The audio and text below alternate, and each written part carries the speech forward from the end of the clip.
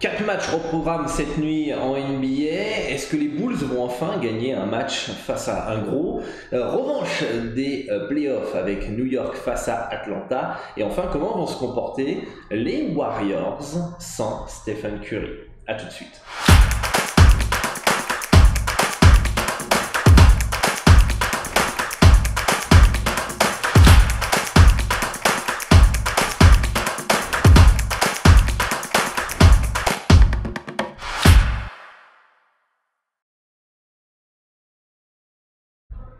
Salut à tous, ici Dorado, votre expert en paris sportif spécialiste basket pour une nouvelle émission, vous le savez, du lundi au vendredi on décortique chaque rencontre NBA pour vous aider à faire vos pronostics, vous permettre de confronter vos analyses et depuis 10 ans j'aide les parieurs à remplir leurs objectifs. J'espère que vous allez bien, n'hésitez pas à vous abonner à la chaîne si ce n'est pas fait, d'activer la cloche des notifications parce que un nouveau format de vidéo va sortir dès aujourd'hui, donc soyez attentifs. Aujourd'hui, je sors un petit peu les vidéos un peu tard parce que j'ai un gros problème de connexion.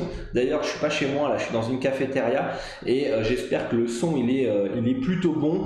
Et je vous invite à rejoindre le channel Telegram puisque j'ai partagé une belle value en Turquie. Le lien est dans la description pour rejoindre plus de 2500 parieurs sur le channel. Et je vous partage de temps en temps quelques contenus de qualité, du moins j'essaye, dans les paris sportifs. Donc une belle value en Turquie, le lien du Telegram est dans la description de la vidéo. Voilà, on a 4 matchs au programme aujourd'hui, on va faire le petit récapitulatif de la veille les amis en NBA. Dites-moi en commentaire d'ailleurs ce que vous aviez cette nuit en NBA. On a Charlotte qui s'impose face aux Pélicans, les Lakers qui battent les Cavaliers de Cleveland avec un gros LeBron James, Portland qui crée la surprise, je ne sais pas, on avait dit quand même qu'on trouvait le handicap un poil abusé. Il était compréhensif avec les absences, même si je le trouvais vraiment haut. Il gagne carrément. Brooklyn qui s'impose face au Jazz. Quand tu respectes pas ton adversaire clairement et tu les prends de haut, tu te fais avoir un peu comme Miami hier où les Sixers sans James Harden, sans Joel Embiid se sont imposés face au Heat de Miami. Mon pronostic qui était Chicago Bulls -3 face aux Raptors qui passe comme papa dans maman sur le club privé de basket-pronostic.com et ça fait plaisir. Houston qui était capable de faire un coup à domicile face aux Wizards comme on l'avait dit. Qui s'impose clair et net. Le Thunder qui reste dans l'handicap avec chez Jesus Alexander de -14,5, -15, enfin de plus 14,5 pour plus 15. Et enfin, on trouvait que Dallas, Minnesota, c'était très bien placé. L'handicap de -2, c'est ce qui s'est passé. Victoire de Dallas de 2 points exactement. Donc, dites-moi en commentaire ce que vous aviez hier soir. En tout cas, nous, on passe Chicago -3 en NBA. Retrouvez d'ailleurs le minuteur dans la description de la vidéo pour switcher au match qui vous intéresse. Ça, peu de personnes le savent, mais vous avez le minuteur. Je ne sais pas s'il apparaît d'ailleurs, vous me direz en commentaire si c'est visible. Voilà. Qu'est-ce qu'on a aujourd'hui comme rencontre? On a d'abord Golden State face à Orlando.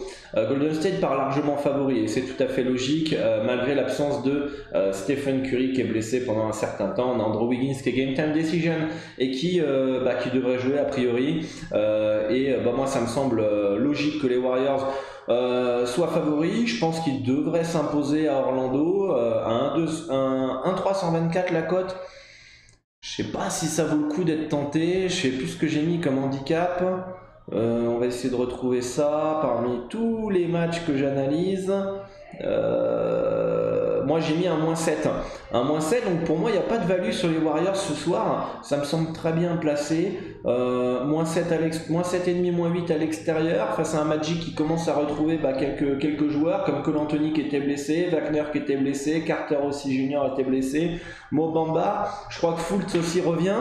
Donc attention, Orlando commence à redevenir au complet, même si c'est pas une équipe un gros cador, ça reste une équipe avec du talent qui dans certains choix peuvent surprendre. On a vu aussi que beaucoup de fois les Warriors dépendaient de Curry. Klay Thompson va devoir reprendre ce rôle de leader. Pour moi, il n'y a rien à faire dans cette rencontre. Je pense que c'est très très bien placé. Qu'est-ce qu'on a ensuite? Atlanta face à New York. Ça se passe où? Ça se passe à New York. Avec une info qui est tombée ce matin, c'est l'absence de Julius Randle. Ça, c'est problématique pour les Knicks. Les Knicks qui de toute façon déçoivent hein, cette saison, qui ne devraient pas faire le play-in, hein, même pas le play-in a priori. C'est la 10e place, je regarde le classement si c'est possible.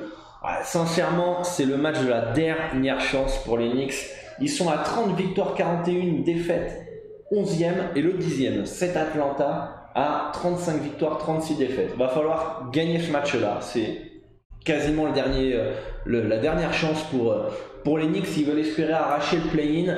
En tout cas, deux équipes qui déçoivent cette année. Julius Randle, son absence, est-ce qu'elle va être préjudiciable? Je pense que oui, dans le leadership, oui, dans l'activité. Mais il y a un petit truc qui pourrait me faire penser que New York pourrait être pas meilleur, mais plus chiant à jouer sans lui. Je m'explique. Je trouve qu'il veut faire trop de choses, Julius Randle. C'est-à-dire que quand il est sur le terrain, il a envie de tout faire, il a envie de faire des passes, il a envie de mettre en avant ses coéquipiers, il a envie de faire ses exploits individuels, il a envie de scorer à 3 points. Et des fois, il ralentit énormément le jeu, alors qu'il y a une équipe qui peut courir. D'accord? Et je me dis peut-être que sans lui ce soir, le jeu des Knicks va être beaucoup plus fluide, beaucoup plus rapide avec les jeunes RJ Barrett, Fournier, Burks qui vont courir dans tous les sens et va faire que New York va être clairement imprévisible. Atlanta est quand même assez irrégulier, dépend beaucoup de son adresse extérieure, défend pas vraiment très très bien. Je pense que c'est tout à fait logique qu'Atlanta soit favori à New York avec l'absence de Derrick Rose, Kemba Walker, Julius Randle. Moi j'ai mis un handicap de, je vous le dis, moins 3,5 pour les Hawks d'Atlanta, c'est un moins 3,5. Donc pour moi il n'y a aucune value dans cette rencontre, même si je pense que New York, même s'il n'y a pas de Julius Randle, peut faire un coup à la maison. Par contre, il va falloir être sérieux de bout en bout. Voilà pour ce match-là. Les Bucks de Milwaukee qui reçoit les Bulls de Chicago.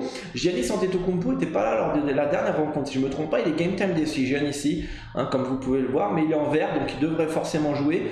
C'est pas officiel, mais ça devrait jouer. Et en face, on a Zach LaVine qui est game time decision. Et si on peut reprendre ce titre-là, on peut voir que les Bulls sont en back-to-back.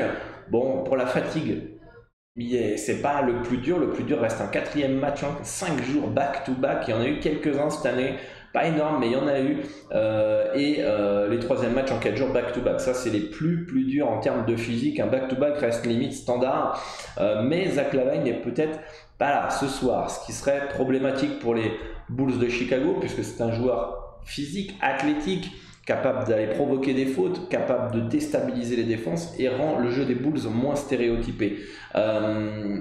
Qui pour stopper Giannis Antetokounmpo? Clairement, pas grand monde. Pas grand monde. Je regarde un petit peu ce que ça donne si Zach LaVine n'est pas là. Je pense que, s'il n'est pas là, je mets mes petites pondérations sur mon fichier. S'il n'est pas là, pour moi c'est très bien placé puisque s'il n'est pas là, ça me donne un moins 9 en handicap pour les Bucks et on a un moins 8,5 et avec l'absence ça pourrait monter à moins 9, moins 9,5, moins 9,5, donc il n'y a pas de value pour ma part. Par contre, si Zach LaVine est là, ça ne devrait pas trop bouger, ça devrait baisser un peu à moins 7 et pour ma part il n'y a non plus pas de value puisque c'est un handicap de moins 7. Donc dans tous les cas, rien à faire dans cette rencontre pour ma part.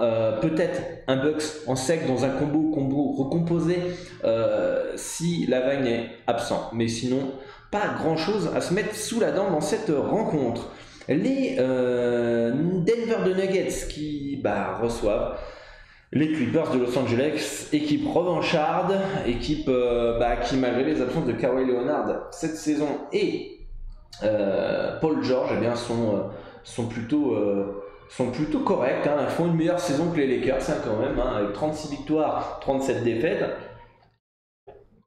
À mon avis, il faut essayer de protéger cette 8e place pour éviter un play-in. Je pense que la septième place me semble très compliquée pour les Clippers à aller chercher. Ils ont un peu d'avance sur les Lakers avec 9 victoires et en plus, qui sont à la 9e place. Et en plus, ils ont le tiebreaker puisqu'ils ont gagné 4 fois contre les Lakers en cas d'égalité. Donc les Clippers, niveau enjeu, ça commence à diminuer. Au niveau des... comment ça s'appelle ? Non, je dis quelques conneries. Je crois que le play-in c'est 7e et 8e place maintenant. Donc la 8e place devrait être acquise quasiment pour les Clippers à présent. Il reste 10 matchs. Il faudrait que il reste 10 matchs, un peu 9 matchs pour les Clippers. Il faudrait les Lakers en gagnent 5. Eux ils en perdent 5 en plus. Sans que les Lakers perdent, ça me semble compliqué. Donc pour moi, les Clippers sont quasiment plus d'enjeu. Et Denver, faut protéger la 6e place qualificative directement parce que Minnesota pousse derrière. Ils peuvent aller chercher, why not, la 4e place, voire la 3e place des Warriors. Même il va falloir faire un run. Donc plus d'enjeux, je trouve, sur les Nuggets que sur les Clippers. Qui en plus, Denver vient de se faire laver à la maison face aux Celtics. Je m'attends à une potentielle réaction. Donc préférence Denver qui pour moi a un handicap de -6. Ça c'est mon handicap à moi sur mon book. Vous pouvez le voir à -6,5, -7. Pour moi il n'y a aucune value aussi sur cette rencontre. Donc ce soir on a 4 pauvres matchs. Pour ma part, en tout cas par rapport à ma stratégie, par rapport à mes analyses, il n'y a rien à faire dans cette soirée NBA. Peut-être que vous pouvez attendre le live pour pouvoir parier sur quelques cartons, sur quelques mi-temps, sur des over-under, prendre peut-être un handicap plus haut puisqu'il démarre par un 5-0 par exemple, il démarre pas très bien. Bref, n'hésitez pas à rejoindre le Discord, le lien est dans la description pour échanger avec l'ensemble de la communauté et moi-même. Dites-moi, vous, qu'est-ce que vous en pensez de la carte de ce soir? Est-ce qu'elle vous plaît? Est-ce que vous la trouvez intéressante? Pour ma part, non, ça peut être une belle soirée de repos pour mettre au chaud la bankroll pour de meilleurs pronostics potentiels dans les prochains jours. Voilà, bonne chance à tous, restez connectés sur cette chaîne YouTube parce qu'une nouvelle vidéo va arriver. Bonne chance à tous.